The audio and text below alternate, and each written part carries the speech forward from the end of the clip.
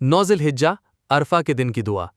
رسول اللہ صلی اللہ علیہ وسلم نے ارشاد فرمایا، دعاؤں میں بہترین دعا عرفہ کے دن کی دعا ہے، اور بہترین بات وہ ہے جو میں نے اور مجھ سے پہلے انبیاء کرام نے کہی، اور وہ یہ ہے، لا الہ الا اللہ وحدہ لا شریک لہ، لہ الملک و لہ الحمد وہو علی کل شیء قدیر۔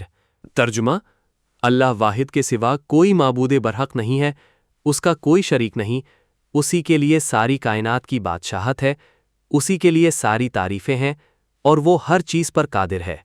سنن الترمذی 3585، باب فی دعائے یوم عرفہ۔